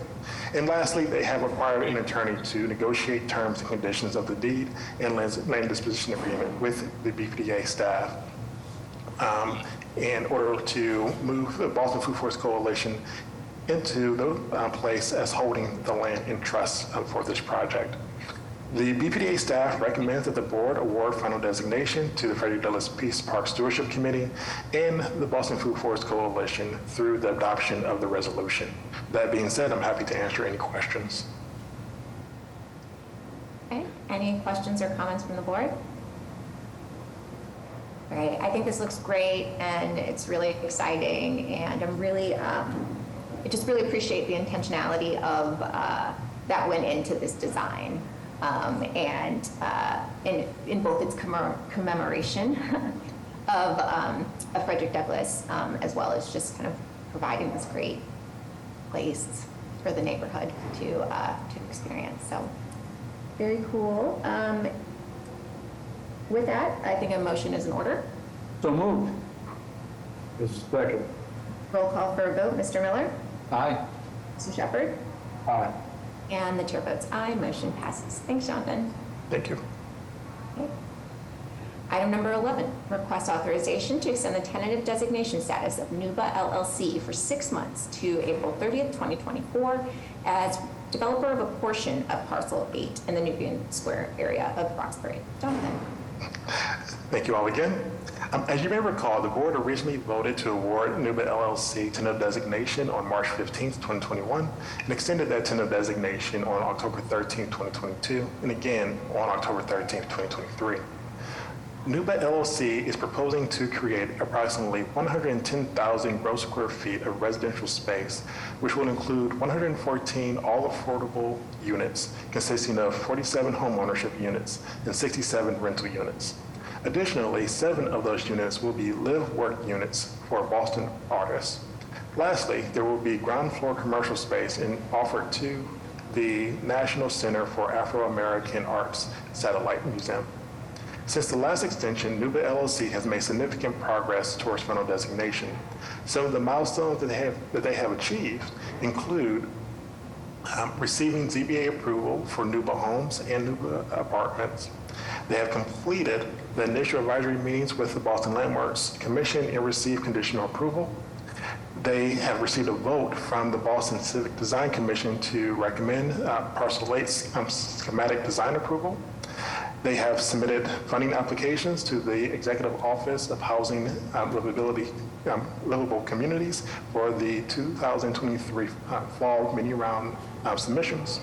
They have received an award from the Mayor's Office of Housing for $207 million, and from the Neighborhood Housing Trust for $1.5 million for Nuba Apartments and $4.6 million for Nuba Homes. They have received the award from MassWorks for $2.4 million grants. They have filed the TAPA agreement with the Boston Transportation Department, and they have completed 100% construction drawings for Nuba Apartments and are currently completing the 100% construction drawings for Nuba Homes. During this requested tentative designation extension, the developers will seek final Boston Landmark Commission approval, negotiate terms of the deed and land disposition agreement with the BPDA, and pursue additional sources of project financing, and lastly, completing all of the permits required for the project. That being said, I'm happy to answer any of your questions. Thank you. Any questions or comments from the board? Okay, looks like we hit some really good milestones there. So let's go ahead and I think a motion is in order. So moved. Second. Call for a vote. Mr. Miller? Aye. Mr. Shepherd? Aye. And the chair votes aye. Motion passes. Good luck with that. But stay here. Item number 12, request authorization to extend the tentative designation status of Madison Trinity 2085 Development LLC as the redeveloper of a portion of the Southwest Corridor Development Plan known as Parcel B for 6 months until April 30th, 2024, and to authorize the extension of the temporary license agreement for Tropical Food International Inc.'s continued use of Parcel 10B for parking. Jonathan. Thank you all again. As you may recall, the board originally voted to award Madison Tropical tentative designation on May 15th of 2012, and most recently extended that tentative designation again on April 13th of 2023. Madison Trinity is proposing to create approximately 112,954 gross square feet of residential space, which will include 96 residential units, of which 94 will be affordable. There will also be 2,412 square feet of community amenity space. Lastly, it will include 96 residential parking spaces in a below-grade parking garage. It should be noted that the residential program is a change from the previous commercial building that was proposed for this site. Since the last extension, the project has been placed on pause after Tropical Foods Market filed a civil lawsuit against the City of Boston Zoning Board of Appeals in Madison Trinity on June 6 of 2023. It is expected the lawsuit will reach resolution in the coming months. During this requested tentative designation extension, the developers will be completing a cooperation agreement, a completion of affordable housing agreement, obtain BPDA design review and stamp construction drawings, obtain a certificate of compliance, obtain building permits, and complete the ground lease with the BPDA. That being said, I'm happy to answer any questions. Thank you. Any questions or comments from the board? All right, hearing and seeing none, a motion is in order. So moved. Second. Roll call for a vote. Mr. Miller? Aye. Mr. Shepherd? Aye. And the chair votes aye. Motion passes. And finally, last one for Jonathan, number 13, request authorization to extend the final designation of Nubian Ascends Partners LLC as redeveloper of the Blair lot in the Nubian Square area of Roxbury and to execute a license agreement for certain construction work on the Blair lot. Jonathan. Thank you all again. The Blair Lot is a BPA-owned site consisting of approximately 87,879 square feet of underutilized land between Washington Street, Harrison Avenue, Palmer Street, and Usage Street. The parcel was the subject of an extensive community planning process through Plan Nubian Square and through subsequent site-specific community meetings. The Blair Lot RFP was released on November 20th, 2019, and responses were due in February of 2022. After several public meetings, the community review through a project review committee, Nubian Ascends was tentatively designated for the redevelopment of the site in December of 2022. At the December 2020 board meeting, the proponent proposes to create approximately 389,280 gross square feet of new mixed-use space, including 15 units of affordable housing, a parking garage of approximately 300 spaces, a lab training and office building, a combined cultural hall and marketplace and cultural center, and an artist lab. The proposed project will also provide substantial public realm improvements with approximately 25% of the project site dedicated to creating dynamic community gathering spaces. At the final designation of the proposed project on March 16th of 2023, the development turned to five-phase constructions with separate ground leases for each building. In order for Nubian Ascend Partners LLC to receive ground leases for each site component and maintain their final designation status, they are required to have financing acquired, ground leases fully negotiated and ready for execution, and be ready for construction commencement by the dates recorded in this board memo. Since the original final designation, the project has required updates to the construction commencement dates and for one of the ground leases. The artist housing commencement date has been moved to January 31st of 2024 to allow time for the Boston Transportation Department to review the project's construction management plan and allow bids to be returned back from contractors. Additionally, the Greater Roxbury Arts and Cultural Center has been selected to replace Nubian Ascend Partners LLC as the lessee to the ground lease for the artist housing in order to meet the long-term management and financial requirements for the affordable housing development. The new dates for each building have been recorded in this board meeting. In order for Nubian Ascend Partners LLC to receive the ground leases, again, they must complete the required financing acquisition, ground leases negotiated, and be ready for construction by the dates in the board memo. With that being said, I am happy to answer any of the board's questions. Okay, do we have any questions or comments from the board? Hearing and seeing none, a motion is in order. So moved. Second. Roll call for a vote. Mr. Miller? Aye. Mr. Shepherd? Aye. And the chair votes aye. Motion passes. Great job, Jonathan. Thank you. Okay, item number, where did it go? Item number 14. Request authorization to advertise and request for proposals for a resilience planning, feasibility, and design study for the Charlestown Navy Yard for an amount not to exceed $1 million. Delaney. Thank you, Madam Chair, members of the board, Director Jemison, and Secretary Polimis. I'm Delaney Morris, Senior Project Manager with the Coastal Resilience Team within the Real Estate Department. Next slide.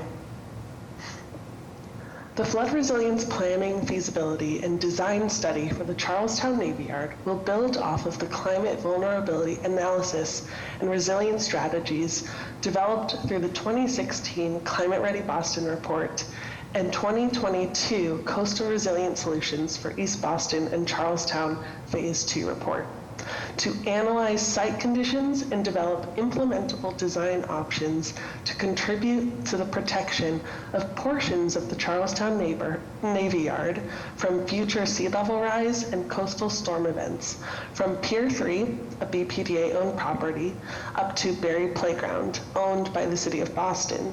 Next slide. The project's purpose is to plan and develop the next flood-resilient design solutions for the many properties at risk, as well as the adjacent neighborhood, and will be modeled off of similar studies currently being conducted at Long Wharf and the Raymond L. Flynn Marine Industrial Park. As you can see here, several flood pathways will be opening up into the Navy Yard based on the 2030 projections of 9 inches of sea level rise and the 1% annual chance storm. By 2070, with the predicted 40 inches of sea level rise and the 1% annual chance storm, this area, circled in red, has the potential to be completely inundated by water. This project will determine a preferred comprehensive plan and suggest a slate of the most impactful projects to mitigate future district-wide flood impacts. It is anticipated that the development of schematic design documents for the construction of coastal flood protection and flood-proofing measures will be created in order to advance this project to grant readiness. This project will investigate and assess existing conditions, evaluate earlier strategies, engage stakeholders, estimate construction costs, develop benefit cost analysis, develop schematic design, and identify potential funding sources. The consultant shall recommend planning and schematic design solutions based on feasibility and cost effectiveness in order to build the grant readiness for future funding opportunities. Next slide. The resulting planning design contract is budgeted at $1 million and will be advertised following the BPDA's designer selection policy. This opportunity will be posted on the BPDA website and bulletin boards, the Boston Herald, and directly marketed with local, small, minority, and women-owned firms, as well as to various online trade publications. The engineering contract will be awarded to the top-ranked consultant through a qualifications-based selection process after being brought back before the board for approval. Therefore, we are requesting that the director be authorized to advertise and issue a request for proposals to procure planning design services for this project. Thank you, and I'm happy to answer any questions. Okay, questions or comments from the board? I think you answered mine right at the end. So the $1 million was already included in the budget. We had planned for this. Yeah. Yes, exactly. And I have no idea what this costs. So I guess we'll just let the RFP, the market, tell us if this is the right amount. It's really incredible, important, and I'm sure highly technical work that needs to get done. So I just want to make sure that I get an understanding, or I understand correctly, the next steps, right? So the thought is that we would obviously find somebody to do this, conduct the planning study, and then what is what are the next steps, or how long do we think that Sure. Yeah, so this project will be a 12-month planning and feasibility study that will look at the existing conditions and then develop a level of schematic design so that in the future we can take this project with a benefit cost analysis, the design, the existing conditions report to apply for further grants with the state or federal government, such as FEMA grants, US DOT grants, NOAA grants, whatever it is that opens up, in order to pay for the permitting, final design and construction of this project. But this project itself will likely start in early 2024, and it'll take 12 months to complete this step of it. Okay, great, thank you. That makes sense to me. Any other additional questions or comments from the board? Okay, hearing and seeing none, a motion is in order. So moved. Second. Roll call for a vote. Mr. Miller? Aye. Mr. Shepherd? Aye.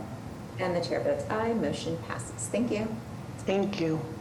Okay, item number 15, request authorization to advertise a request for proposals for the preparation of the Alston and Brighton Community Plan for an amount not to exceed $800,000. Ben. Thank you, and good afternoon, Madam Chair, Madam Secretary, members of the board, and Director Jemison. As noted, my name is Ben Zunkler, and I'm a senior planner at the BPDA.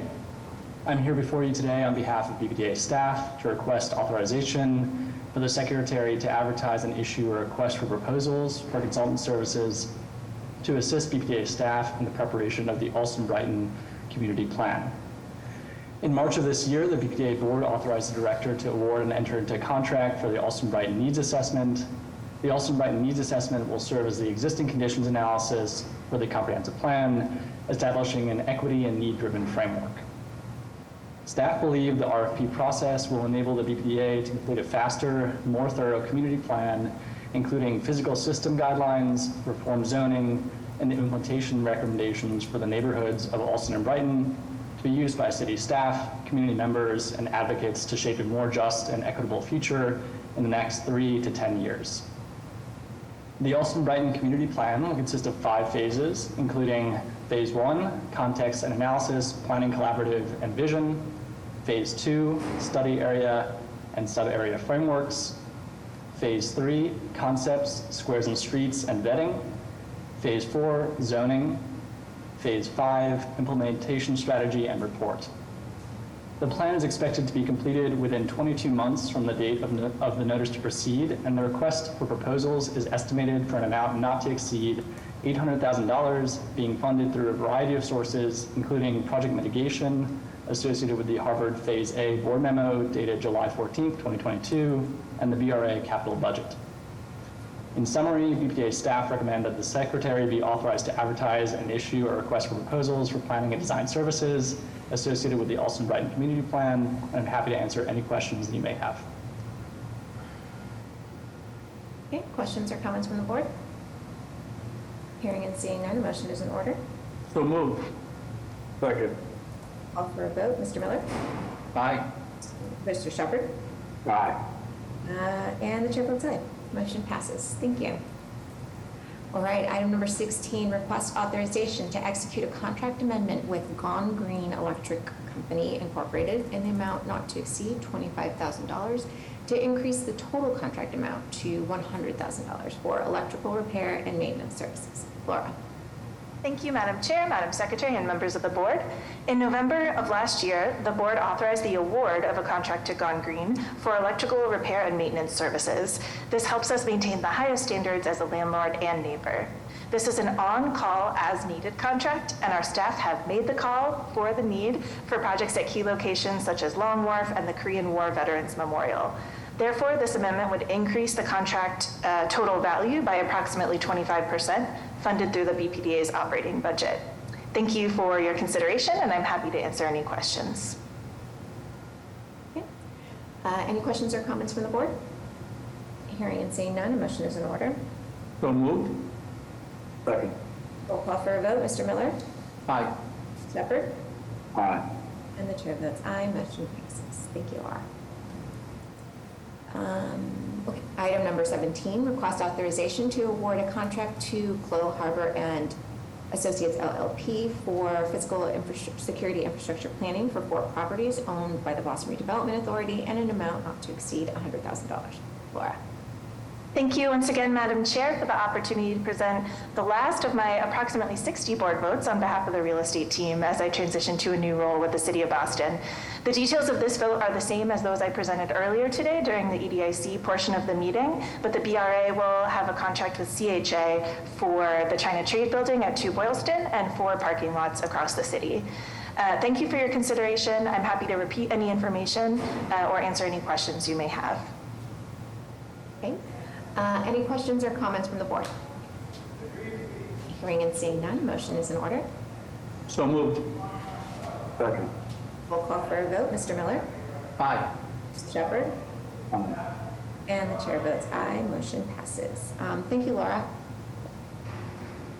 Okay. Item number 18, request authorization to advertise a request for proposals for the preparation of the citywide ADU pattern book and zoning for an amount not to exceed $300,000. Adriana. Good evening, members of the board, Director Jemison, and Secretary Paulinas. My name is Adriana Lasso-Harrier, and I'm a planner on the zoning reform team. Today, I'm bringing forward a request to release an RFP for consultant services for a citywide additional dwelling unit pattern book and zoning study. Next slide, please. The BPDA is seeking a respondent to support the agency in crafting new zoning recommendations necessary for updating the residential zoning code to allow for more housing growth and support the as-of-right development of attached and detached accessory dwelling units, aka ADUs, in all residential subdistricts in Boston. This RFP is an essential part of comprehensive citywide zoning reform that will both affirm the built character of Boston's neighborhoods and support future housing growth by addressing outdated zoning restrictions that create barriers to small-scale additions, contextual infill, and investment in low-scale residential areas. Additionally, the study will build off of ongoing work by the BPDA to support more housing growth and advance by-right development of ADUs in Mattapan. We anticipate two important deliverables from this project. The first is a citywide additional dwelling unit pattern book that will serve as a guide to Boston property owners who are interested in building an ADU, and that clearly depicts the recommended placement of external ADUs on lot typologies throughout Boston. The second are zoning recommendations that will both address nonconformities in neighborhood residential subdistricts and also create an as-of-right zoning envelope for attached and detached ADUs in Boston. The RFP for the citywide ADU pattern book and zoning study is for an amount not to exceed $300,000, and the project is expected to be completed within 10 months once the notice to proceed has been issued. Thanks for your attention, and I'm happy to answer any questions. Thank you. Any questions or comments from the board? Hearing and seeing none, a motion is in order. So moved. Second.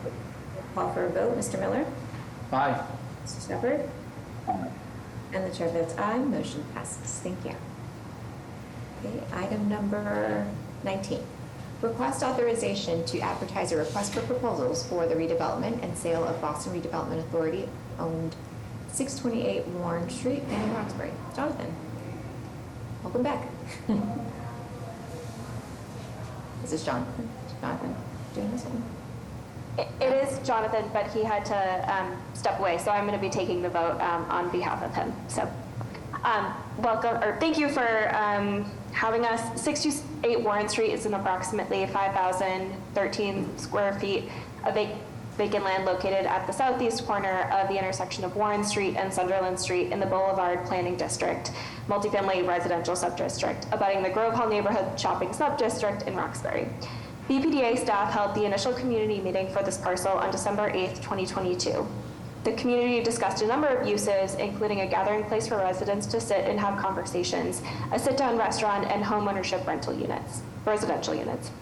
It was determined by BPDA staff that a mixed-use development, including a restaurant or retail use, could only be achieved through the assemblage of two abutting privately owned parcels. However, those parcels are not being contemplated as part of this RFP offering. The community remained interested in the redevelopment of all three parcels, and an interested proponent with site control over all three of these parcels may submit a development proposal for the combined site. BPDA held a final meeting on September 27th, 2023, outlining two sets of development guidelines: the provision and use of the 628 Warren Street site for just residential development, or the combination of all three parcels for a mixed-use development. The community showed support for this plan because it creates a guaranteed pathway for affordable housing, regardless of whether or not the adjacent parcels are incorporated into the proposal. The BPDA seeks creative and innovative proposals for these two types of developments, and the guidelines listed are solely for low-density residential development that is consistent with area planning history, affordable housing development, and the protection of the existing environment and trees that are located at the site. Therefore, we are requesting your authorization to release the RFP for 628 Warren. Thank you, and I'm happy to answer any questions. Okay. Any questions or comments from the board? Hearing and seeing none, a motion is in order. So moved. We'll call for a vote. Mr. Miller? Aye. Mr. Shepherd? Aye. And the chair votes aye, motion passes. Thank you. Thank you. All right, item number 20. Request authorization to adopt an order of taking for several parcels referred to as 41 Berkeley Street, and to authorize the director to enter into a payment in lieu of taxes agreement with Franklin Cummings Institute of Technology and the City of Boston.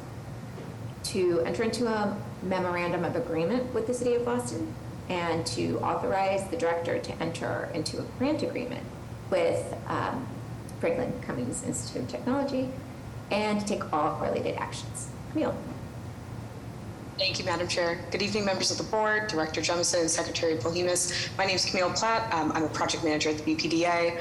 The proposed project before you is a financial assistance package for the Franklin Cummings Institute of Technology, otherwise known as FCIT, that will include the following actions. An order of taking on parcels that will comprise the future of planned development area number 137, also known as the 41 Berkeley Street Development Project, a contract for payment in lieu of taxes or a pilot agreement, a memorandum of agreement with the City of Boston, and a grant agreement with FCIT. I am joined tonight by Dr. Aisha Francis of the Franklin Cummings Institute of Technology, along with Matt Kiefer and Marty Jones from her team, as well as Alex Provost of Related Beal. Founded in 1908, the Franklin Cummings Institute of Technology is an educational institute currently located at 41 Berkeley Street in the South End neighborhood of Boston. FCIT provides high-quality education so that graduates of the school can pursue good-paying jobs in the high-demand technology market. In pursuit of that mission, FCIT awards significant financial aid to current and prospective students, with 97% of students receiving financial aid and awarding $4,700,000 in financial aid in 2022 alone. 47% of the student body is a first-generation college student, and 76% of the student body are students of color.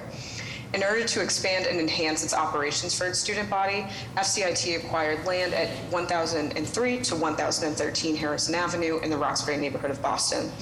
On December 16th of 2021, FCIT received their large project approvals. The new FCIT campus consists of a new 3-story building containing approximately 68,000 square feet of gross floor area.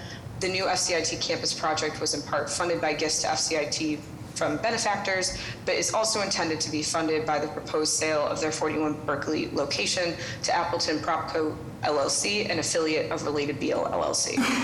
By 2023, changes in the financing and construction markets significantly affected the economic feasibility of the proposed 41 Berkeley development project, making it unworkable to move forward in the timeframe FCIT required, and under the terms of the 41 Berkeley sale, their deal was untenable. This would have made FCIT unable to move forward with the new campus project. At the urging of the BPDA, Franklin Cummings Tech and Related Beal renegotiated the terms of the 41 Berkeley sale. I will now turn it over to Michelle Goldberg to review components of the financial package before you. Thank you. Thank you, Camille. Good evening, Madam Chair, members of the board, Secretary Polhemus, and Chief Jemison. I am Michelle Goldberg, Director of Finance for the BPDA. This matter before you involves one of the great features of this organization, our ability to conduct economic development activity in partnership with the city. We are seeking your approval on 3 key factors of this financial package to provide the necessary funding to ensure success of the new campus for Franklin Cummings Tech. First, the BPDA and the city will enter into a pilot agreement with Franklin Cummings Tech that will be assigned to Related Beal when it acquires the 41 Berkeley Street property. The tax abatement will run for 29 years. For the first 10 years, the pilot term of the property tax for 41 Berkeley will be $500,000.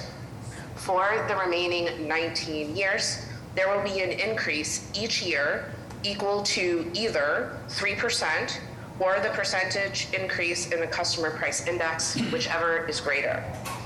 In order to enter into this pilot agreement, the BPDA will take a limited property interest in 41 Berkeley Street. Second, the BPDA will enter into a grant agreement with Franklin Cummings Tech, pursuant to which it will grant $4 million to be used towards the new campus project. $2 million will be funded by the BPDA and $2 million will be funded by the city. In order to accept the city's portion of the funding, the BPDA will enter into a memorandum of agreement with the city. Finally, the BPDA is seeking the authority to waive the $745,000 incremental value payment that Related Beal has previously agreed to pay on account of the change in use of 41 Berkeley Street parcel, which was originally an urban renewal parcel sold to Franklin Cummings Tech with the restriction that it be limited to school use. Related Beal had agreed to that incremental value payment, but in exchange for the BPDA's agreement to allow this change in use, as part of the financial package supporting Franklin Cummings Tech's project, the BPDA is now willing to forego that payment. With that, I'm happy to answer any questions you may have of me or the team that's here tonight. Thank you so much. Okay, thank you. Do we have any questions or comments from the board? Yeah, maybe you could help me sort out. I know the Franklin Cummings Institute of Technology has been a tremendous partner with the city over the years, but Related Beal had made a deal. I remember it came to our board a year or so ago. So what's the amount of support or reduction in cost? How much less will Related Beal be paying for this transaction? And I'm just wondering how much we should be looking to assist Related Beal. Certainly Franklin Cummings Institute we're very supportive of, but how much of this reduction in expense would go to the benefit of Related Beal? Yes, I'm happy to provide some context there. So the deal, the purchase and sale agreement between Related and BFIT will remain the same monetary value. So it was negotiated that this would be a $66 million sale of the property from BFIT to Related.